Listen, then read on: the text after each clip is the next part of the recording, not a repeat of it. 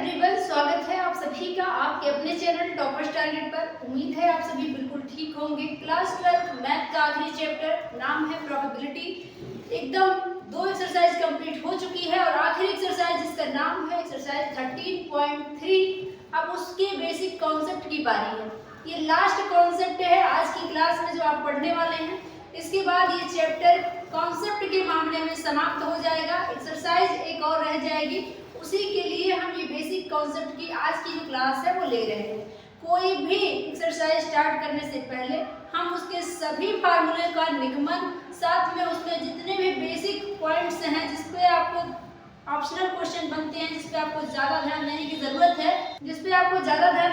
उन सभी को हम करा के ही आगे क्वेश्चन को कराते हैं, ताकि आपका कोई भी क्वेश्चन डाउटफुल ना रहे। तो आज हम जान लेते हैं आज की क्लास में हम क्या पढ़ने वाले हैं। आज की क्लास में आप पढ़ने वाले हैं बेज थ्योरम यानी कि बेज प्रमेय और टोटल प्रोबेबिलिटी यानी कि संपूर्ण प्रायिकता। ये 2 पॉइंट्स पे आज हम डिस्कस करने वाले हैं आज की इस क्लास में। इस क्लास में आपको बेज प्रमेय का निगमन, साथ में उसके सारे लॉजिकल जो पॉइंट्स हैं, लॉजिकल तरीके से हम उसका निगमन करेंगे। हम सीखेंगे बेज प्रमेय क्या है उसके बारे में जानेंगे और उसके माध्यम से हम सवाल को कैसे लगाएंगे। साथ में टोटल प्रोबेबिलिटी यानी कि संपूर्ण प्रायिकता क्या है इसके बारे में जानेंगे। इस पे भी सवाल है, 2 से 3 सवाल पूरे एक्सरसाइज के अंदर आपको टोटल प्रोबेबिलिटी यानी कि संपूर्ण प्रायिकता पे देखने को मिलेगी और बाकी सारे सवाल बेज प्रमेय पर है। और एकमात्र ये प्रमेय है जिसमें पूरा एक्सरसाइज के सभी सवाल एक ही तरीके से होंगे। भाषा उसकी चाहे जैसी भी हो, लेकिन सवाल एक ही टाइप के होंगे। आइए देखते हैं बेज प्रमेय क्या है जानेंगे और संपूर्ण प्रायिकता यानी कि टोटल प्रोबेबिलिटी क्या है। ठीक है, प्रैक्टिकल तरीके से कह लीजिए, प्रैक्टिकल तरीके से हम इसका निगमन निकालेंगे। बुक में कैसा भी दिया है वो तरीका भी मैं बता दूंगी। अगर आप लोग चाहेंगे तो आगे मैं उस तरीके से भी बता दूंगी, लेकिन एक प्रैक्टिकल तरीके से आज हम इसको देखेंगे। आइए हम जानेंगे सबसे पहले हम बेज प्रमेय और टोटल प्रोबेबिलिटी है क्या। टोटल प्रोबेबिलिटी मतलब संपूर्ण प्रायिकता। संपूर्ण प्रायिकता एक पार्ट है बेज प्रमेय का, यानी बेज प्रमेय को हम पढ़ने जा रहे हैं और रास्ते में हमें संपूर्ण प्रायिकता भी मिल जाएगा, यानी दोनों ही एक दूसरे से जुड़ा हुआ टॉपिक है। बेज प्रमेय पढ़ेंगे तो उसके पहले टोटल प्रोबेबिलिटी पढ़ेगी, यानी दोनों से मिलकर बेज प्रमेय बना है। संपूर्ण प्रायिकता बेज प्रमेय के अंदर ही छिपी हुई है। तो सबसे पहले मैं एक उदाहरण आपको बताऊंगी। पूरा का पूरा बेज प्रमेय हम एक उदाहरण के माध्यम से सॉल्व करने वाले हैं, यानी कि पूरा बेज प्रमेय का निगमन ही एक एग्जांपल से हम करेंगे। एक एग्जांपल के साथ हम यहाँ पे दे देते हैं आपको एक बॉक्स है। यहाँ पे मान लीजिए ये बॉक्स नंबर 1 है, बॉक्स 1 है, और यहाँ पे एक बॉक्स दे दिया है, ये बॉक्स नंबर 2 है, ये बॉक्स नंबर 2 है। अब प्रायिकता में कितने प्रकार के अभी तक आपने सवालों को पढ़ लिया है, या फिर एक बॉक्स पे कितने तरीके के सवाल बन सकते हैं। आइए हम मानते हैं इस बॉक्स के अंदर कितनी गेंदें हैं। इसमें मान लीजिए 5 लाल गेंद है, 5 लाल गेंद है और प्लस 4 मान लीजिए काली गेंद है। और बॉक्स नंबर 2 में मान लेते हैं कि 6 लाल गेंद है और 4 काली गेंद है। ये 2 बॉक्स अपने पास हैं, एक बॉक्स 1 है, एक बॉक्स 2 है। बॉक्स 1 में 5 लाल और 4 काली गेंद है, बॉक्स 2 में 6 लाल और 4 काली गेंदें हैं। इन पे कितने तरीके से प्रायिकता में सवाल बन सकते हैं, आइए उन सवालों पे डिस्कस करें। एक क्वेश्चन ये बन सकता है, क्वेश्चन ये बन सकता है पहला क्वेश्चन कि बॉक्स फर्स्ट से एक लाल गेंद निकालने की प्रायिकता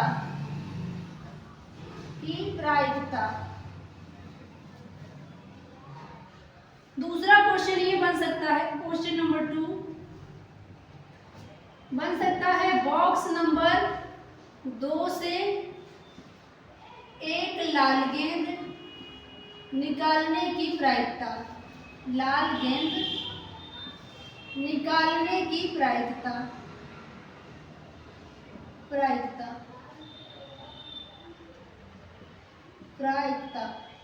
आज हम जानेंगे कितने प्रकार से सवाल बन सकते हैं इस पे। दूसरा क्या है, तीसरा मान लीजिए क्वेश्चन आपका पूछ ले एक लाल गेंद निकालने की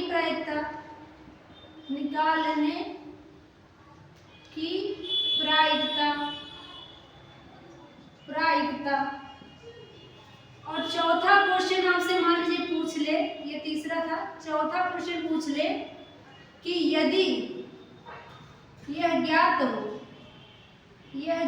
हो कि एक लाल गेंद निकाली जाती है, एक लाल गेंद निकाली गई है,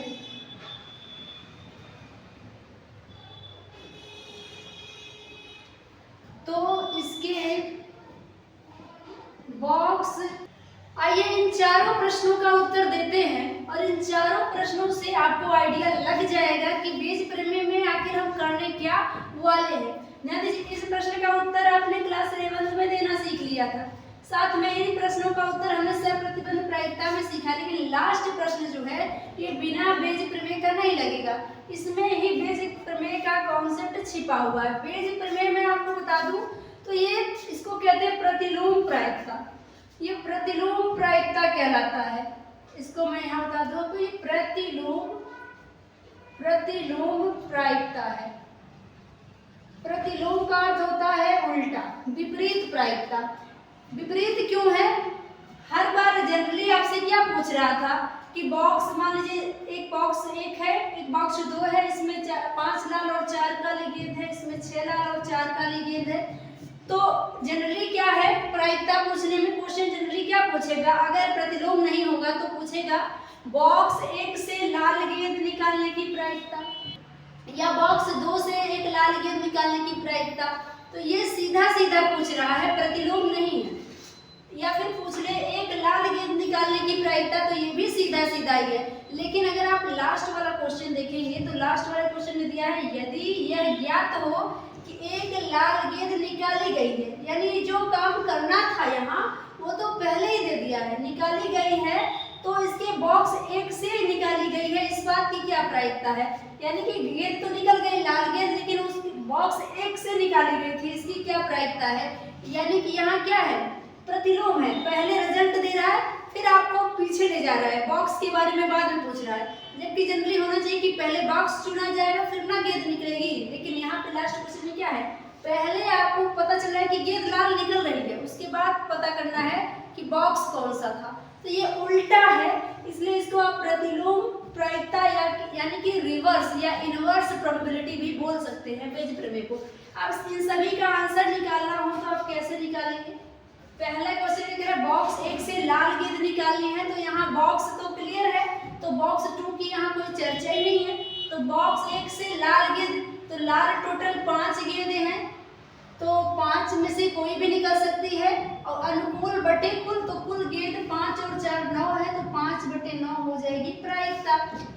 दूसरे प्रश्न का उत्तर कह रहा है बॉक्स 2 से एक लाल गेंद निकालने की प्रायिकता। इस बार बॉक्स 2 की चर्चा है, तो बॉक्स 1 को हम नहीं छेड़ेंगे, तो बॉक्स 2 से अगर लाल गेंद निकालना है तो 6 लाल है, तो 6 में से कोई भी है, अनुकूल परिस्थितियां 6 लाल है, और कुल अनुकूल बटे कुल माने 6 4 10 कुल गेंदें हैं, तो 6 बटे 10 यानी कि कट जाएगा 3 बार में और 5 बार में, तो 3 बटे 5 इसकी प्रायिकता हो जाएगी। आराम से आ गया। सवाल नंबर 3 में थोड़ा सा लॉजिक है। क्या लॉजिक है, करे एक लाल गेंद निकालने की प्रायिकता। अब यहाँ पे थोड़ा सा सोचना है कि एक लाल गेंद निकालना है, बॉक्स अपने पास 2 है, तो लाल गेंद तो बॉक्स 1 में भी है, बॉक्स 2 में भी है, तो दोनों में से किसी में भी से निकल सकती है। तो पहले आपको यहाँ लाल गेंद निकालने के लिए बॉक्स चुनना पड़ेगा कि बॉक्स 1 पहले चुना जाए और उसकी लाल गेंद हो, या बॉक्स 2 चुना जाए तब उसकी लाल गेंद हो, तो यहाँ 2 मिल जाएगा आपको। यानी कि ऐसे पहले आपको बॉक्स मान लीजिए फर्स्ट से लाल गेंद निकाल रहे हैं तो भी मिलेगा, और दूसरा इसमें प्रोबेबिलिटी हो सकता है बॉक्स 2 से लाल गेंद, तो ये टोटल आएगा इसका आंसर कैसे निकलेगा। बॉक्स 1 कैसे चुना जाएगा, 2 बॉक्स हैं तो दोनों में से एक चुने जाने की प्रोबेबिलिटी आधा होती है, क्योंकि दोनों प्रायिकता क्या है, दोनों की बराबर बराबर है, तो बॉक्स 2 है तो आधा आधा बॉक्स 1 चुना जाएगा, इसकी भी प्रायिकता 1/2 है। बॉक्स 2 चुना जाना भी, उसकी भी प्रायिकता 1/2 है। तो बॉक्स 1 को चुना, अब हम इसमें से चुनने रहे हैं लाल गेंद। तो लाल गेंद कितनी है? 5 गेंदें हैं और कुल कितनी है?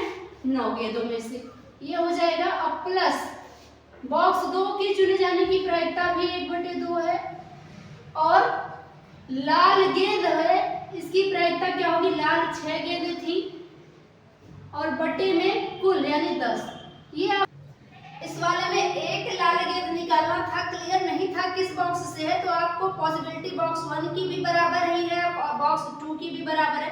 तो पहले बॉक्स चुनना हो सकता है बॉक्स 1 से लाल गेंद हो और हो सकता है बॉक्स 2 से है। तो लाल गेंद की टोटल इसकी प्रायिकता और इसकी प्रायिकता को जोड़ देंगे तो आएगा, यानी पहले बॉक्स चुना, फिर इसमें जो गेंदें हैं उस पर लाल की प्रायिकता, या फिर बॉक्स 2 चुना, उसके लाल गेंद होने की प्रायिकता। तो ये दोनों का सम यहाँ पे आता है, यानी बॉक्स और उनकी गेंदों दोनों की प्रोबेबिलिटी को जोड़ के आता है, क्योंकि इसमें क्लियरिफाई नहीं किया है कि किस बॉक्स से हमें निकालना है। तो ये वाला जो है ना, यही आपका टोटल प्रोबेबिलिटी कहलाता है। आगे इसका हम फार्मूला यही से लेंगे। टोटल प्रोबेबिलिटी में क्या होता है? बॉक्स उसके जो भी कंडीशन पूछी है उसकी प्रायिकता प्लस दूसरे बॉक्स की चुनने की प्रायिकता और फिर जो उसमें से पूछा गया, यानी यहाँ गेंद पूछा गया लाल गेंद तो लाल गेंद निकला। हर क्वेश्चन गेंद का तो होगा नहीं, लेकिन चीजें यही से लेंगे, यानी कि कहाँ से चुनी जा रही है, पहले उस चीज को, उसके बाद जो चीज पूछा जा रहा है उसको। तो ये टोटल जुड़ के जो आता है इसी को कहते हैं संपूर्ण प्रायिकता। आगे इसको फार्मूले में हम कन्वर्ट करेंगे। फिलहाल हम चौथे क्वेश्चन का आंसर यहाँ दे लें ताकि बेज प्रमेय भी आपका थोड़ा सा क्लियर हो जाए। कह रहा है यदि यह ज्ञात हो गया हो कि एक लाल गेंद निकाली गई है, यानी अब आपको पता है कि जो गेंद निकाली जा रही है वो रेड कलर की है, तो कह रहा है बॉक्स 1 से निकली थी, इस बात की क्या प्रायिकता है? यानी लाल गेंद तो निकल गई, अब वो बॉक्स 1 से ही निकली थी, इसकी क्या प्रायिकता है? तो यहाँ पे कहीं ना कहीं थोड़ा सा आपका सप्रतिबंध प्रायिकता जैसा ही हो गया। सप्रतिबंध प्रायिकता एक्सरसाइज पहले वाला 13.1 के लिए जो बेसिक कॉन्सेप्ट था उसमें मैंने कराया था और कहीं ना कहीं वही आपसे पूछ लिया है। यहाँ पे उस टाइप का ही फॉर्मेट यहाँ बन रहा है, ठीक है। तो अगर आपने सप्रतिबंध प्रायिकता की क्लास नहीं लिया है तो इसी वीडियो के डिस्क्रिप्शन में लिंक होगा, इस पूरे चैप्टर की प्लेलिस्ट वहाँ से मिलेगी। जो भी क्लास आपका मिस हुआ है वहाँ से आप अटेंड करके पूरे चैप्टर को कंप्लीट कर सकते हैं। साथ में चैनल को सब्सक्राइब जरूर कर लीजिएगा अगर आप फर्स्ट टाइम विजिट कर रहे हैं। आइए देखते हैं कैसे होगा। सप्रतिबंध प्रायिकता के हिसाब से कहीं ना कहीं यहाँ पे कंडीशन तो है। क्या कंडीशन है? लाल गेंद निकाली गई है, ये पता है। तो हमें क्या करना है? ये पता है कि लाल गेंद निकाली गई है। अगर हम लाल गेंद निकालने को ए से दर्शाएं तो PA पूछ रहा है और बॉक्स 1 से होने की प्रायिकता, तो प्रायिकता बॉक्स 1 को अगर हम इवन मान लें तो आपको इवन ये पूछा है। एक्चुअल में इसका मान क्या आएगा इसे अभी हम निकालेंगे। यहाँ पे हम इसी के लिए चूंकि फार्मूला ढूंढने वाले हैं तो यहाँ पे अभी मैं हल नहीं कराऊंगी इसको, पहले इसके लिए फार्मूला ढूंढ लेते हैं। तो ये जो लास्ट वाला क्वेश्चन है इसी का जवाब हमें किससे मिलेगा? इस बेज प्रमेय से मिलेगा। यही आपका जो क्वेश्चन नंबर 3 है, यही आपका संपूर्ण प्रायिकता कहलाता है, ठीक है। यही आगे आपका संपूर्ण प्रायिकता है। इसे अभी हम फार्मूले में कन्वर्ट करके बता देंगे। बिना फार्मूले के ही हमने इन चीज को समझ लिया है, अब इसे फार्मूले में बदलना है। साथ में बेज प्रमेय को भी ढूंढना है, यानी कि इवन के होने की प्रायिकता, यानी कि बॉक्स इवन था, इस बात की क्या प्रायिकता है? अगर पता है कि गेंद लाल निकल चुकी है, एक लाल गेंद निकली है, ये दिया है, तो जो दिया होता है वही नीचे होता है और ऊपर किस बॉक्स के बारे में पूछ रहा है तो वो होगा, ठीक है। इसके लिए हमें फॉर्मूला चाहिए और वही फॉर्मूला आपका बेज प्रमेय कहलाता है। आइए इसको फार्मूले में कन्वर्ट करते हैं। एक सबसे बड़ी मुसीबत ये होती है इस वाले क्वेश्चन को करने में, बेज प्रमेय पे आधारित जो भी क्वेश्चन होते हैं, ये क्वेश्चन की पहचान बच्चे नहीं कर पाते हैं कि सवाल आखिर किस टाइप का है। तो इसमें सबसे बड़ी यही बातें होती हैं कि इसमें रिजल्ट दिया होता है, जो पिछले एक्सरसाइजों में हमें लाना था वो यहाँ पे पता होता है, ज्ञात होता है, जबकि जो वहाँ पे दिया जाता था इस बार वही ढूंढना होता है। कहने का ये मतलब है उल्टा जाना है, उत्तर पता है प्रश्न की ओर जाना है। यानी कि आपको क्या निकालना है। मान लीजिए लाल गेंद वाला अभी हमने एग्जांपल लिया, तो उसमें पता चल गया है कि लाल गेंद निकाली जा रही है। अब वो बॉक्स 1 की थी, इस बात की प्रायिकता पूछ लिया था। तो हमेशा बीज प्रमेय के सवालों में मेरा एक बात ध्यान दीजिएगा, हमेशा जो वैल्यू दे देता है ना उसको ए मानिए। तो यहाँ पे मान लेते हैं ए दर्शाता है किस बात का, अभी जो पुराना उदाहरण हमने लिया था ना उसी उदाहरण की मैं बात कर रही हूँ। ए में हमने क्या लिया था, लाल गेंद, लास्ट वाला क्वेश्चन जो चौथा क्वेश्चन हमने लिखा था वो क्या था, एक लाल गेंद निकाली गई है तो बॉक्स 1 के होने की क्या प्रायिकता थी, यही था ना। तो हम मान लेंगे कि ए दर्शा रहा है एक लाल गेंद निकाली गई, एक लाल गेंद निकाली गई।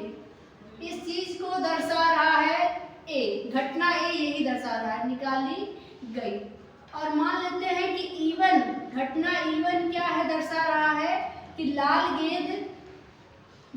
गेंद बॉक्स फर्स्ट से निकाली गई, बॉक्स फर्स्ट से निकाली गई।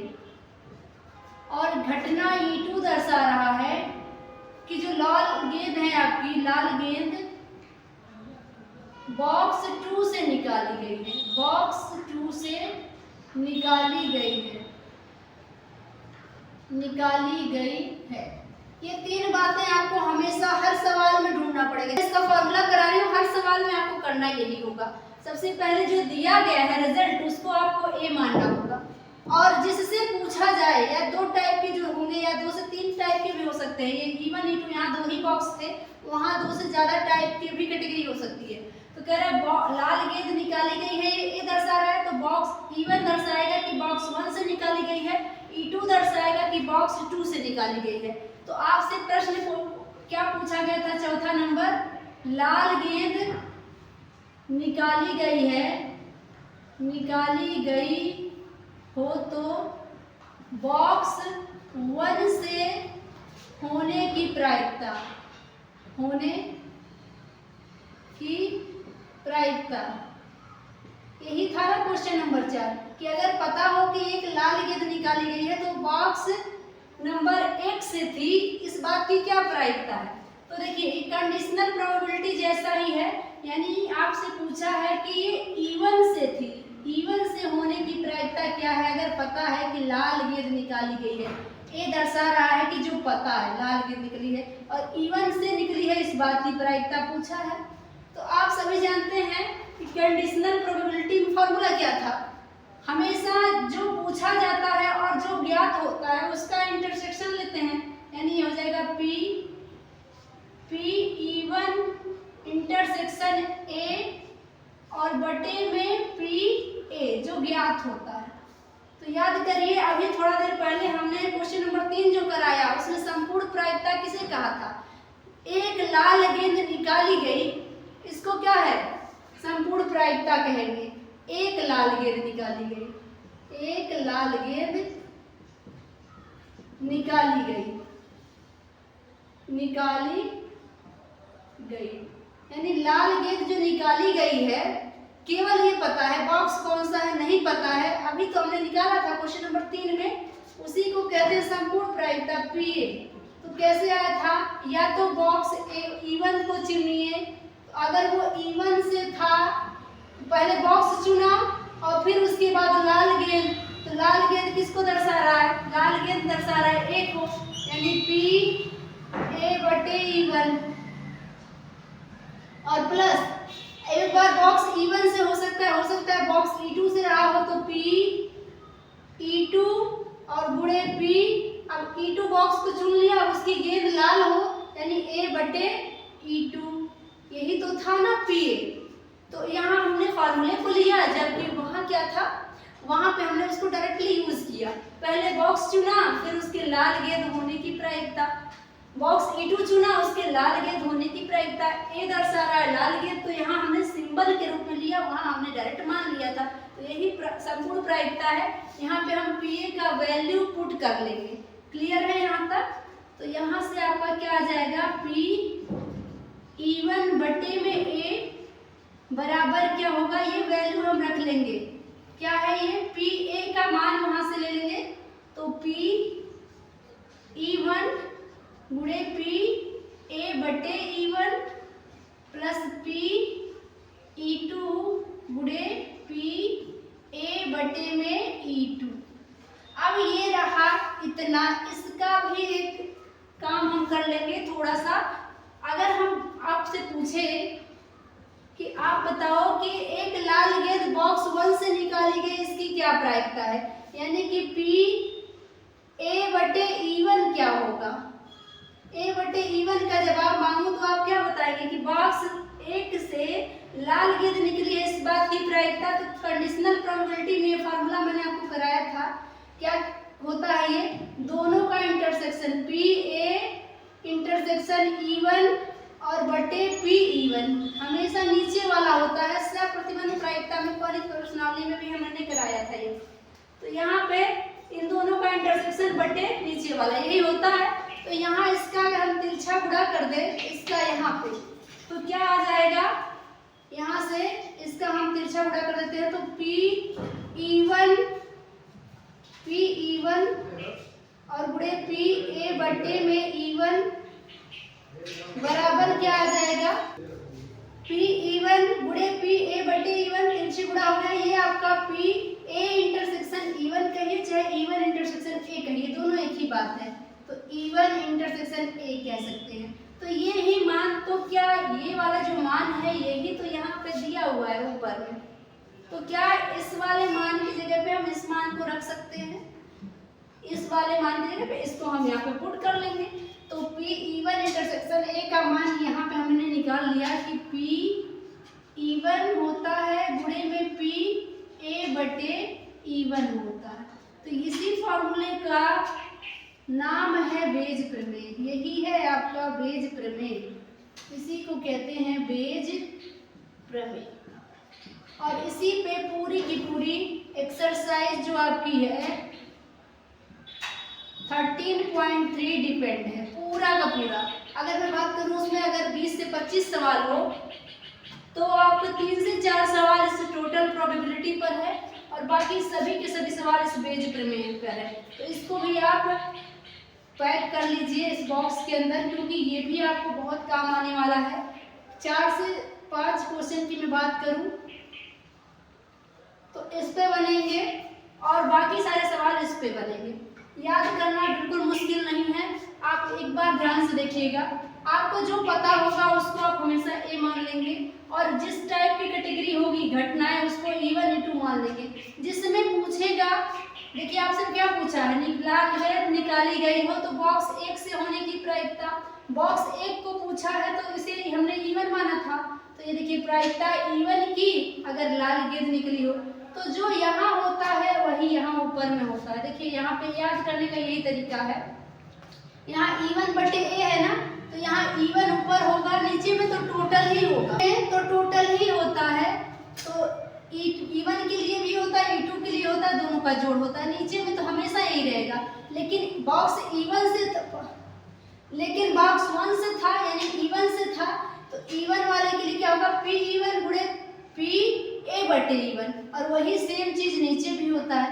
यहाँ E1 बटे A पूछेगा तो P E1 गुणे P A बटे E1, इसका उल्टा यहाँ, ठीक है, और नीचे में ये होता है।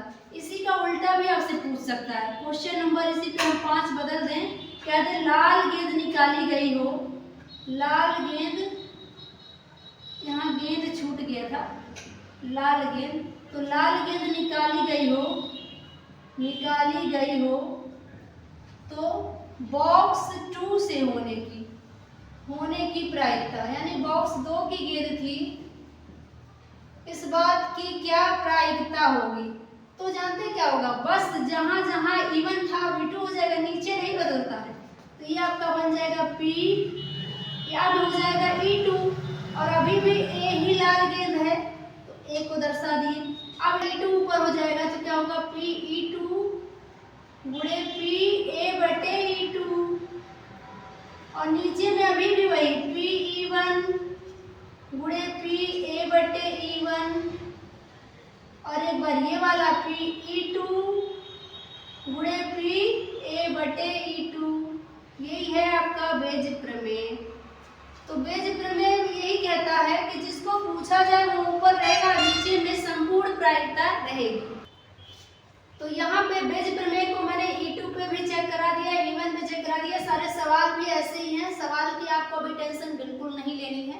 बस आप प्रमेय तक मामला अपने दिमाग में सेट रखिए। जितना मैंने कराया है सारे सवालों को मैं कराऊंगी और अच्छे से समझा के कराऊंगी। सवाल आपको अभी से उसकी चिंता नहीं करनी। सवाल थोड़े दिखने में लंबे लंबे जरूर हैं इस एक्सरसाइज के, लेकिन आप मान के चलिए कि ये जो एक्सरसाइज है ना, 5 से 6 नंबर आपको दिला के जाने वाली है। एक ही क्वेश्चन अगर आ गया इस एक्सरसाइज से तो वो 5 से 6 नंबर से कम में नहीं आने वाला। चाहे ये टोटल प्रोबेबिलिटी पे सवाल बने, चाहे ये बेज प्रमेय पे बने, ये कोई भी सवाल 5 से 6 नंबर से कम आपको नहीं दिलाएगा। तो इस क्लास को अच्छे से आप अटेंड जरूर करिएगा। अगर एक बार में सही से समझ में नहीं आया है तो 1 से 2 बार में जरूर आ जाएगा। दोबारा भी देख लीजिएगा, क्योंकि कॉन्सेप्ट अगर क्लियर रहेगा तो ही आप सवाल को अच्छे से कर पाएंगे। आज की क्लास यहीं तक रहेगी। अगली क्लास में हम एक्सरसाइज 13.3 को स्टार्ट करेंगे। एक बार में तो पूरी नहीं होगी क्योंकि एक्सरसाइज लंबी है, क्वेश्चन समझाने में टाइम लगेंगे, लेकिन शुरू हम करेंगे अगली क्लास में। तो आज की क्लास यहीं तक, आगे बढ़ेंगे अगली क्लास में। तो अगर आप अभी तक चैनल को सब्सक्राइब नहीं किए हैं तो चैनल को सब्सक्राइब जरूर कर लीजिएगा। इस पूरे चैप्टर की प्लेलिस्ट वीडियो के डिस्क्रिप्शन में है। कोई भी क्लास आपका मिस हुआ तो वहां से आप पूरा कर सकते हैं। वीडियो पसंद आया है तो लाइक करना मत भूलिएगा। साथ में वीडियो को सभी दोस्तों के पास शेयर कर दिया करिए, क्योंकि टाइम से पहले अब टाइम कम है, सिलेबस उनका भी टाइमली कंप्लीट हो जाए। और साथ में बेल आइकन को जरूर प्रेस कर लीजिए ताकि आपको हर वीडियो का नोटिफिकेशन टाइमली मिलता रहे। चले अगली क्लास में एक्सरसाइज 13 पॉइंट को करेंगे, तब तक अपना ध्यान रखिए। Bye bye, take care.